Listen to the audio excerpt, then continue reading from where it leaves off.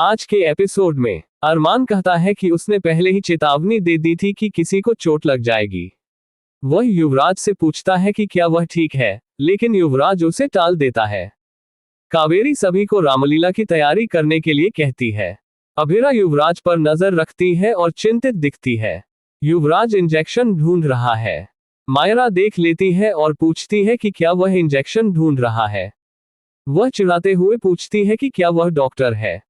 युवराज injection ले लेता है और कहता है कि वह किसी का इलाज करने आया है। उसे लगता है कि मायरा को उसके इरादों के बारे में बिल्कुल भी पता नहीं है।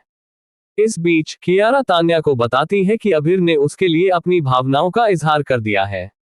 तान्या उत्साहित हो जाती है, लेकिन कियारा कहती है कि वे दोनों अभी भी अपनी भावनाओं को लेकर अनिश्चित हैं। तान्या बताती है कि उसने काजल को अभिर के बारे में इशारा किया है। कियारा परिवार की प्रतिक्रिया को लेकर चिंतित है। अभिर को अपनी पोशाक पहनने में दिक्कत हो रही है। कियारा उसकी मदद करने का फैसला करती है। अभिर जोर देकर कहता है कि वह संभाल लेगा, लेकिन कियारा कहती है कि सबके सामने शर्मिंदा होने के बजाय उसे उसकी मदद करने देनी चाहिए। अभिर उसकी मदद स्वीकार कर लेता है। कियारा अभिर से पूछती है कि वह क्यों मुस्कुरा रहा है।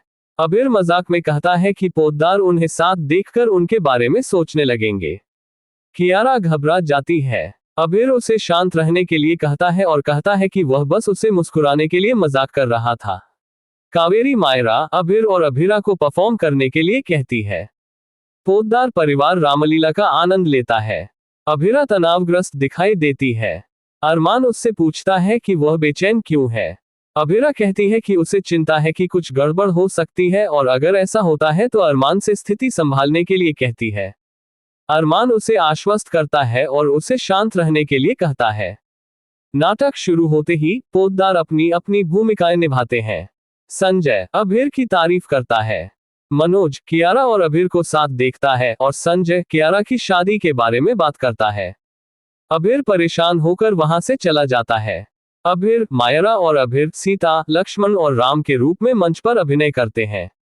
कावेरी अरमान से उसके किरदार के लिए तैयार होने को कहती है।